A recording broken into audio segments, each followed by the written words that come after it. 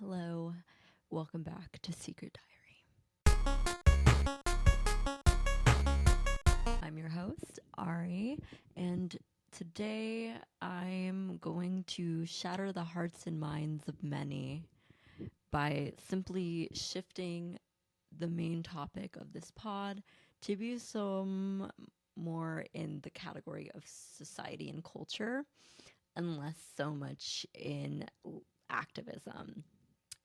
Not because I am not extremely passionate and extremely fulfilled by my work in activism, but simply because I have way too many topics that I want to discuss, way too many ideas that just don't immediately fall under the category of activism. And while I'm sure these things will seep into the conversation nonetheless, because I am definitely the kind of person who will get drunk at a party and start talking to you about organizing your workplace, these things are just like kind of natural to me in a sense. It's things that I already care about, I'm already passionate about. And I want to bring in, my other interests, my other hobbies, my other indulgences, and other conspiracies that ruminate in my mind and in the spaces that I take up in my community, because I think that they're all connected anyway. And nonetheless, welcome. So, I kind of gave myself a break from recording, and I do have another episode that's going to come out before this, a little bit before I made the decision to kind of steer away from this activism theme. But nonetheless, I'm glad that the first four episodes of the pod are kind of a little bit more informative and a little bit more in tandem with like a passion of mine, because it just kind of gives like an allusion to how passionate I can be about other things and other ideas and topics, and how in the end sometimes things just come full circle, and our suffering is a result of, capitalism and the work environments and the toxicity that breed it through them. And we have to work to change and shape around us. But I think, like all things in life, there are things that we can work to shape and change around us. So I don't just want to tie into one section of that. And I really hope that with this new theme, I can just kind of bring on more people and more guests. I know I haven't had any guests yet. Um, it's not that I don't want to bring guests on. I just get a little slightly overwhelmed with the process of it, because the pod is still very new to me, and it's still like something that I'm playing with and evaluating, like how I want to kind of present it. So I don't want to rush into bringing people on and then kind of feeling like, oh, I don't know what we were going to talk about. So in that is also a reason why I want to kind of change the theme of the pod to be more inclusive and to kind of get us a broader, wider range of guests to come on. And so, yeah, welcome back. And today, what's on my mind lately, other than transitioning over from a chaotic summer where I was, working full time, taking some time to indulge in some of my deeper hobbies, starting the pod. Now I'm in school full time and alongside working full time. So there's going to be just slightly bigger gaps between episodes. I'm trying to just like do what I enjoy, not put too much pressure on myself, and, give you guys some solid conversations so we can walk away and act like, OMG, yeah, that was a crazy, crazy debrief we had a few weeks ago. What's the next thing that we're going to complain about or dive into, and, walk away with like that awkward silence at the dinner table when, someone says something insensitive and you can't even disagree because you're too tired. So I think this episode is mostly just a rumination of thoughts about having to be creative in work, in a culture, and in a society where your creativity is only appreciated when you can make some kind of monetary gain out of it. And even those of us who are successful enough to make, a living out of being artists or creatives in any way, are still at the hands and feet of people who decide what to care about in popular culture, popular media, and academia. Like in so many, there's always a puppet master. And most of the time, these are people who come from money, who have wealth, and who try to dictate and make things fit into this rubric of what is right and what is wrong. So, in doing that, I just kind of wanted to dig into like what it is to be a creative and what it is to like feel the limitations and the exploitation of your creativity across different industries. And I think for me, the first thing I think about is like when you're someone who feels like fueled by your creativity or fueled by the things that you enjoy and lavish in, like it's everything you do, it's everything you are, and you show up as yourself like every single day. But when you're showing up in an environment that's inherently oppressive, it's like it's a little isolating, but at the same time you click so instantaneously with people who have similar drives and similar passions that don't fit into this like boxed narrative of who and what we need to be in order to be successful in the world, and like who's right to think this or to act this way. And I think I feel a lot of pressure, especially coming out as a senior and being like a few months away from graduation. Even at the beginning of the school year, I already feel the pressure of like, do I need to get a design job right out of the gate? Is like that what it is to be successful? And I just feel like there's so many untapped interests that I have, and how are we expected to pursue a career and a lifestyle chosen for us by our like 17, 18-year-old brains? It's spooky. It's so spooky. And as someone who's like in a niche and hyperfixation on the psychology of ourselves and like the way our brains work and the way we develop like systems of thought and belief, we should not be giving people these opportunities to like dictate the course of their and trajectory of their life at such a young age. And I often don't indulge in these kinds of discussions with people who are older than me because I feel like it's kind of scarier because they're also having these same thoughts and these same like ideas. And I do have moments where I want to share like my anxieties, you know, of the future and the things that kind of like I get wrapped up in when I think about like, is this what I'm supposed to like want to do for the rest of my life? Because I feel like if it were up to me, we could just indulge in all our pleasures, right? But it's just like not realistic right now or in this environment, in this world. And I just like crave the idea of us all coming together one day and just deciding like we don't want to do this. We don't want to work to live. We want, I mean, like not work to live, but we don't want to like work our whole lives.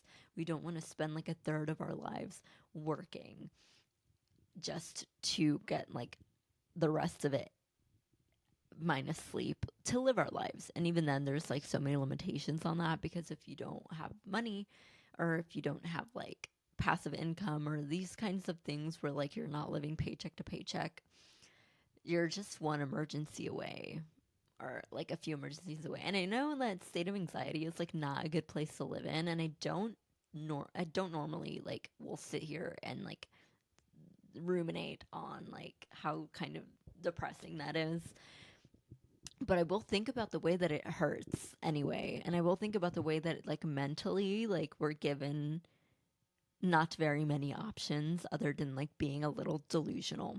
And I was like watching this really good YouTube episode, video essay, where somebody kind of breaks down like we're being too delusional, or people are like just entirely like tantalizing and tainting their human experience by being delusional and not addressing these things. And I have to say, I do agree. Like, as somebody who is into organizing and activism, there's just too many people who live in a state of delusion to what is going on in the world, or too many people who will just listen to other people give them solutions and answers and then never go out of their way to define like okay, but how would I actually tackle this problem?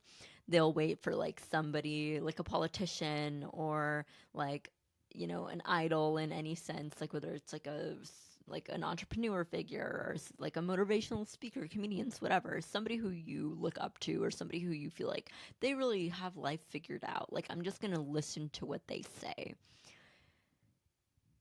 We have lost all media literacy in this approach to life, this delusion of life where we're just kind of like, well, you know, as long as I'm sipping on my little treats and eating my favorite snacks or going and spending hundreds of dollars to concerts, like I can't be asked to fix the things that I had no problem built, like that I had no problem upholding up until this point now when it's an inconvenience. But now that, I do have the money to kind of work my way around this, or convincing yourself that like it doesn't matter if you don't have the money, because I mean, we all have to find ways to enjoy life. And I just think it's kind of a hard crutch, right? A hard in between. Like, do I ignore all of this, and or do I like fight my whole life to fix it? And I think there's like a good middle ground, right? I don't claim to have figured out the middle ground. I think I really just like to listen to where I'm at in life, and I like to self-reflect a lot. And even then, you're kind of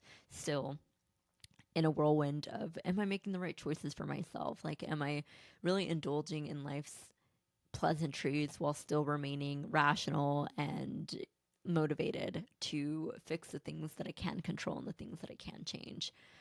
But in this, I feel like, what does that really mean? Like, I think about sharing everything that we just spoke about back to like a main topic, like the reasons that you are the way that you are, and being able to defend it, being able to look at the world, think about everything that's wrong with it, think about the things that like maybe you are a little bit self-delusioned into just being coasting through, and how as a creative that's like really suffocating. And I think we all have creativity, right? But I think there are people who are less like passionate about creativity. I feel like they fit much easier into this like binary of going to work, having a routine, having this structure, because there's like it's fulfilling. Like, they find things in life to be fulfilling. I'm not saying jobs can't be fulfilling. I'm just saying they there's so much pressure to enjoy what you do, or the people who don't enjoy what they do will just kind of like coast through work, and then once they get out of work, it's like, now I can live my life.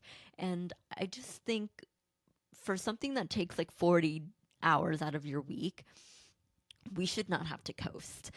We should not have to feel like we're drowning or miserable in our environments, which is like a majority of the people I know, like even if they're passionate about their field, suffer because of the toxicity within their work environment.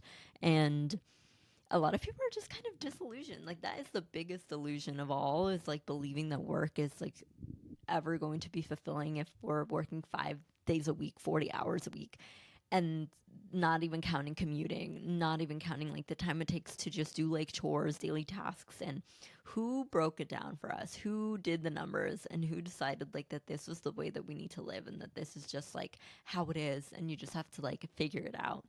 There's some people who life hack this, right? There's like, you have influencers, you have people who are in like in more less conventional roles of jobs, but they're still jobs, and you're still sacrificing like a bit of it. I was watching this Vice show, correct me if I'm wrong, I think it's like everything wrong with the 2000s or something. It'll like go into a bunch of different like pop culture scandals and stuff of like the early 2000s. And these people do not rest. Like, a lot of the issues or the people that they're speaking about are people that we still like are obsessed with in the media today. People that we're still like giving platforms today, even after time and time again. It's been proven like a lot of the people who are out here making careers of themselves, giving themselves like big names in Hollywood and in like pop culture, will do whatever it takes, will just bend their morals, bend whatever it is, like, for relevancy. at the expense of like their privacy, but for money, ultimately for money, for status, for whatever. And we all trade some of this anyway, like in a more micro scale within our own communities, within our own cities, because now we have like social media. Now you have people who are trying to be relevant on Instagram, like they or influencers. You have like this range of influence, and the sphere of influence is now like being broadcasted to all. The opportunity is for all, but you have people who fit into this category between in tandem of both of these, who want to teach you how to do the successful thing, who want to teach you how to get to the point of like the most recognizable faces on your timelines, on your explore page, on your feeds. Like they're selling you a course because they like, I figured it out, I cracked the code, I know what it is that you need to do. And they make their whole careers off of being like these life coaches. Um, how do I get into this field? How do I knack into convincing other people to listen to me and not think about how everybody's experiences in life are so different, and how things like class, race, gender identity, whatever, will heavily influence your ability to be successful in this way. It doesn't matter. These people just claim to have like the one and done fix for it, and I've kind of dug into this a little bit. I was watching the videos, watching the YouTube courses, reading the like free templates that they give out, or reading like their free plans, like cuz it's like a niche within a niche, right? It's like these life coaches that will teach you how to be like the best fitness influencer, or the best like fashion influencer, the best design influencer, like all of these things that I guess are pretty simple. And I'll break them down for you literally. Like, this is what I learned, right? It's too much work. I don't want to do it, but like, if you want to go ahead, here are the basics. So, they always say to split your category of like content down by 5, right? And mind you, you're supposed to find the time to do this like while working full-time job, and just like I guess giving up any other interests because you just care so much about being successful in life. And then again, like, how many examples of this do we have where celebrities, influencers, whatever, people who amounts mass amounts of followers doing this, giving up their life for this, are still unfulfilled and unhappy. But at least, they got the followers. At least now they are working only one job. I don't know. um right, the steps. So there's like 5 steps. There's You categorize your content into like 5 categories, and within those 5 categories you break it down into like 3 other categories, where you're making stuff that's like educational, relatable, and I think the other one's like entertaining, like these little like niche marketing tactics is what I like to call it. And as somebody who studies design, as somebody who's in school and has seen the breakdown, they're kind of hitting the nail on the head a little bit, but there is something that all these things lack, and it's like authenticity and doing things because you actually care about them, versus like just doing them because you want to be famous. I mean, like, both can exist, I guess, but I think there's just not enough research being done on these like MLM schemes, is what I'm going to call them, because they feel like huge schemes. Feels like people are just kind of telling you what works for them, selling you a course, and like boom. I'm here to tell you, stuff like this is like 100%, 100%, not 100% luck, but like a decent amount of it is luck, algorithm being on your side, whatever, hacking it. You can be like Mr. Beast if you really wanted to, is like what they're trying to sell you, right? But I don't think people get that, like, to make this a passive income for yourself, or to make this like your full-time job, you're still working. You're still working every single day. You're still doing it every single day. But obviously, like, you get the luxury of doing it in your own time, or kind of like getting to basically make your life your job, like living your life, like indulging in the things that you do, your life. I do think this is kind of a sellout thing to do, not because there aren't people who do this who genuinely have things they're passionate about and that they can get like fame or like a steady career out of doing and sharing resources online. I think it's amazing that there are people who are willing to do that, to be educational, to be resourceful. But when it comes to like this category of like influencer, where you're constantly like selling things and streamlining services to your fans and to the people who follow you, you are selling out. Like you aren't being authentic in your like life and your experience. And I think I could dig into this like in a million different ways. Like if we talk about filters, if we talk about sponsorships, if we talk about affiliate links, and there's just more to what is being sold. It's not you making a video that is getting your, like you watching a video that is getting your influence, your favorite influencers, your favorite celebrities, your favorite like mentors, the money. It's like buying things from them. It's buying their services. It's like buying their merch or signing up for whatever like thing that they're selling you. And so that is a little bit of where I get uncomfortable thinking about, because these people who make like so much money from you just spending yours is so weird. It's so weird to me. I understand that we are in this market of like to make a good, to sell a good, but it's not like an equal trade at all, you know? Like I think it's kind of a little scary.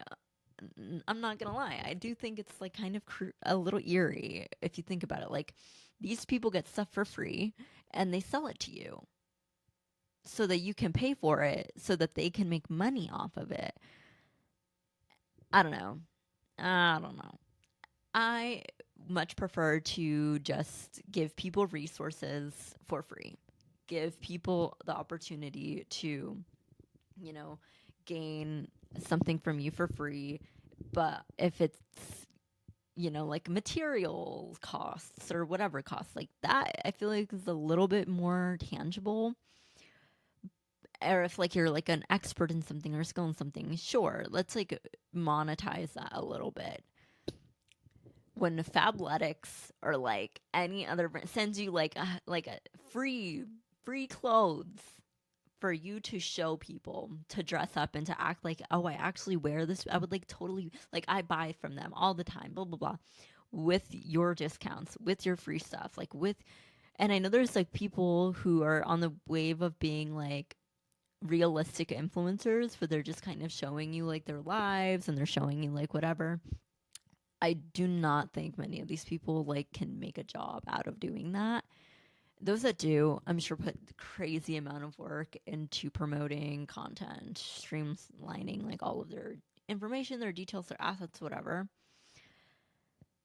I don't know. Like I'm sitting here like thinking like how much time of my life would I want to give up, versus just like having a satisfactory like community around me, versus like being satisfied with the things that I do have, the things that are tangible. But I live in still a privileged bubble. Like I have a job, like I'm able to provide for myself. If even if I didn't have a job, like if everything went to shit, I could move home.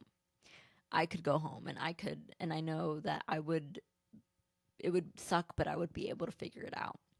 Some people don't have that safety net. They don't get to take the risk to, be putting aside a huge chunk of their time to like finding us like some kind of like streamlined passive income, because they literally cannot afford it, or they literally can't like get up out of their bed, because things like healthcare aren't accessible. Things like food are inaccessible. They're literally trying to bulldoze the grocery store in my neighborhood. I don't even to build like luxury apartments, even though they just finished building like luxury apartments not even like 5 miles down like the other way. It's concerning, it's gross. And yet I still have people yelling at me at work for like how expensive things are getting. Why are you here? Why are you ordering it? Save your money. Like, I don't even buy things when I can't anymore. Like, a lot of the stuff that I have now is just like me stooping it, me taking it from home because when I lived at home still, I had the flexibility of getting things that I enjoyed and not worrying about if I could pay for things. Those little things, like,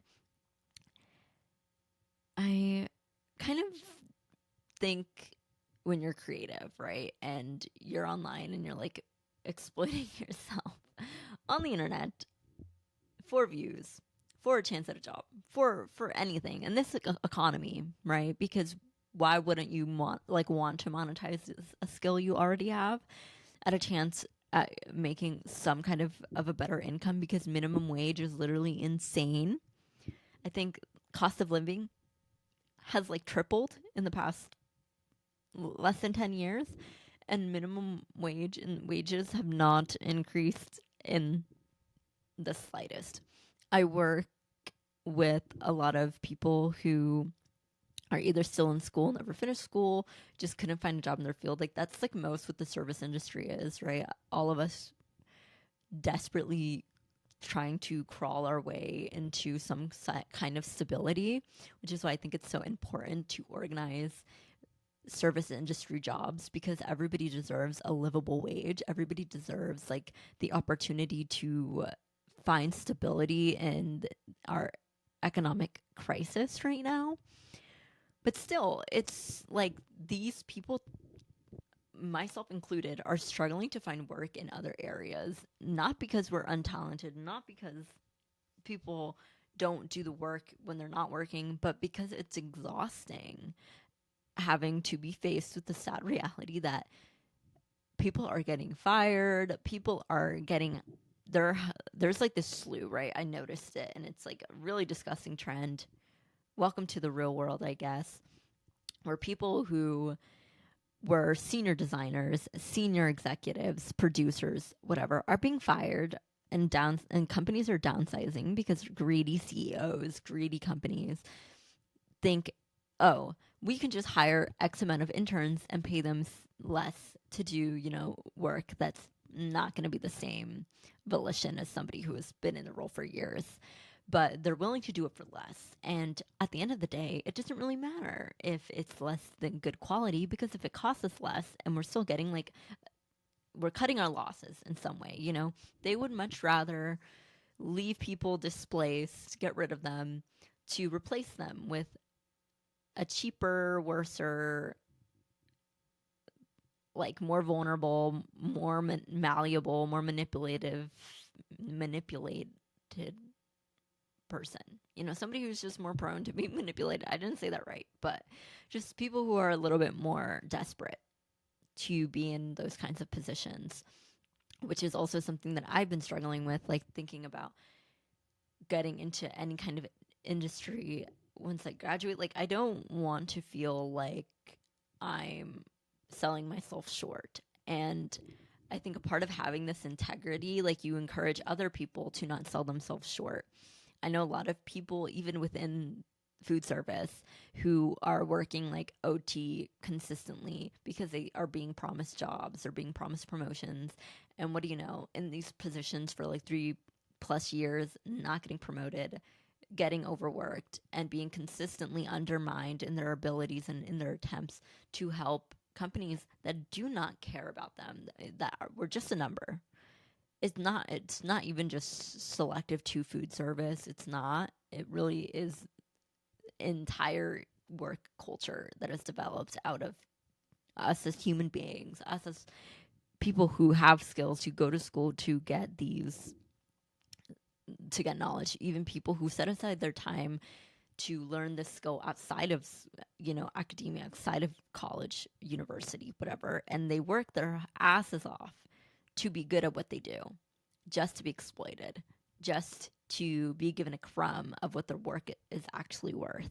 And I think that's why we see this rise, and we kind of see this desperate attempt to find alternative forms of monetization, of monetizing our skills. Why so many people are trying to be successful through influencing, through social media, who don't really have anything else.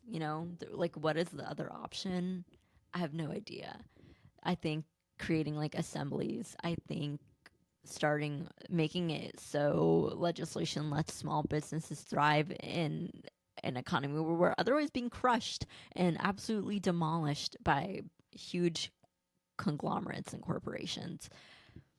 There's no reason why a mom and pop shop restaurant has to fight with like McDonald's, fast food, like all of it, just to break even with a company who has been racking in billions for years. I don't get the people who come to bat for being in these kinds of industries, seeing the monopoly that is overhead and just sitting silent, keeping their mouths shut, because what if they get a chance? What if they could be the next CEO of some huge monopoly? That would be life changing. What if I could win the lottery, right? We're all in line to win this lotto, I guess. But I'm opting out. I don't want to win. I don't want to be a part of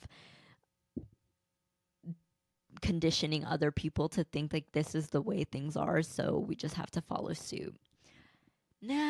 No, I don't think we need to do that. I actually think it's tired. And I think it's much more fun to live in reality than it is to live in illusion and disillusionment, because we can be delusional about other things. Like, I would love to be more delusional about fantasizing living in all the amazing books and media that we have gotten as escapes as a result of this sad reality.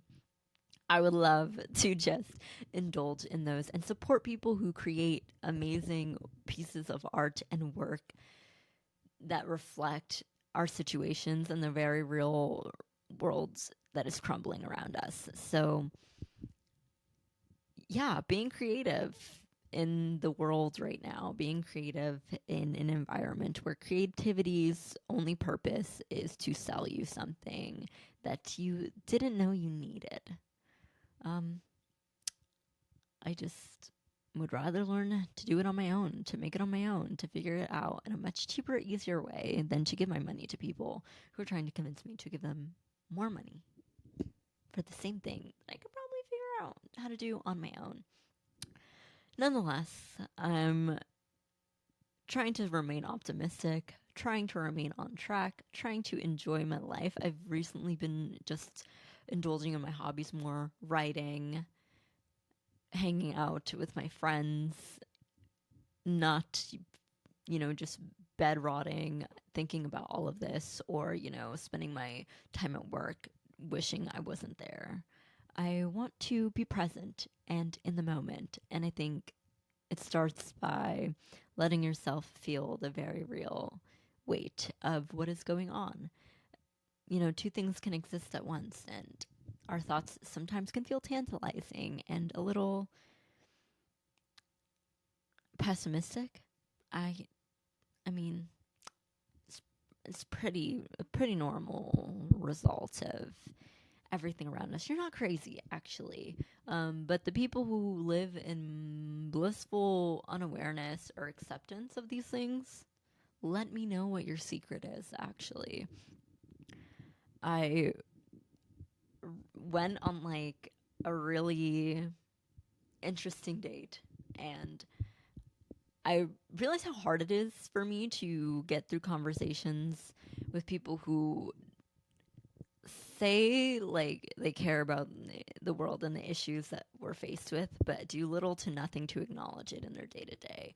Or they think like simply knowing a problem is happening is enough. Um, I don't know. I just don't believe in that. I think changing our perspectives, changing the way we live, and that is like the result. That should be the result, not just, ignoring the things that happen to get to be blissfully ignorant to it, because it doesn't really affect you until it does.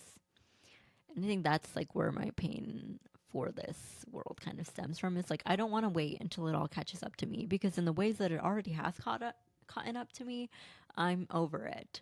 I am not satisfied with this world and what it wants and what it's set up to give us. Um, I think I would much rather take my own impact and take my own time and opportunities to let people know that it's not going to change unless we do something about it, unless we're actively mobilizing ourselves, unless we're showing up. um I don't know if I can really put up with the excuses anymore from the people around me who have just as much time as me, if not more, to take steps to evolve our communities, to evolve our assemblies, our support systems, our campaigns. Like, find something that genuinely is affecting you, even just slightly. Start talking about it and find people who are doing something about it and figure out, like, what can we do, even in the small things. Like, if you live in an apartment building, especially if you live in the city, talk to the people who live in your building. Ask them how they feel about the things that are going on in the world. Get to know them, not because it's like any agenda based thing. I do it because I genuinely think by discussing these things, by breaking people out of this spell of like, I can't do anything. This is like, I thought about what you said and you're right. I don't like this. Do you know, like, where I could find a resource? I think I pride myself hugely on trying to be a resource for others, because I do get involved in multiple different kinds of organizations and communities around me to be a resource, because not enough of us care to be a resource. Not enough people were there for me when I had moved out on my own and were able to point me in a direction to where I could stabilize myself. I had to figure it out. And now I'm able to help other people stabilize themselves. I'm able to be a resource. And I just can't imagine not wanting to do that simply because you don't think it's worth your time or any benefit to you. Stop being selfish in these ways. There's plenty of ways to be selfish and to avoid yourself of like the very real issues in this world, and to be delusional, right? It's normal, it's natural. What's weird to me is living in a community or in a city where people are so individualistic that they don't care to be a resource, even to their closest friends, even to their peers, their coworkers, the people in their buildings. Like, you can't come here, move here, live here, and not care about being a resource for others when we're in the kind of opportunity and point in time where you need to have people around you that care about you and your well-being. So practice kindness, practice, breaking people out of these like surface level conversations. It's nice to have people you can connect with in all areas, including those more kind of darker, deeper, whatever. It doesn't always need to be the topic of conversation, but I just meet way too many people who I'm like one of the first people to break them out of, like, I'm like, what are you actually struggling with? Because there's too many systems in place that oppress us for you to not be struggling in some way. And if you aren't struggling, and if there aren't things that are affecting you negatively, how can you help somebody else? Because you must have a lot of free time if you have nothing else to worry about, you know? Thank you so much for this episode. This is definitely like taking on a new narrative and a new approach to the podcast. And I'm much more passionate about these kinds of discussions where we kind of bridge across various things and tackle a bunch of little thoughts that flow through my brain throughout the week and the coming weeks. And it'll be a lot easier to structure myself around this since I won't have as much time with school. But if you relate to this in any way, if you felt heard in any way, or if there's something that I didn't touch on that you would love for me to talk about, please share. I have so many authentic experiences and so many not so amazing situations, and I probably can relate to you in some way. And if not in some, and not in a direct relation, I probably know somebody who would probably love to share and compare notes, you know? I want to be a resource for you to tap into a community of people who get you. So don't be shy and, you know, reach out to me. I want to make Secret Diary like a start point to other orgs and other communities of people who are going through similar situations so that we can lean on each other more, so that we can find a true community, like people who are actually aware and not don't want to just sit in disillusionment. um, I don't really have much else to say other than take all media literacy very seriously. Everything I say and everything that I'm speaking about, I'm no actual expert in. These are just opinions, thoughts, ideas, and we're sharing them. So feel free to disagree, agree, and take it with it what you want. And yeah, I'll see you guys next time on Secret Diary. Bye.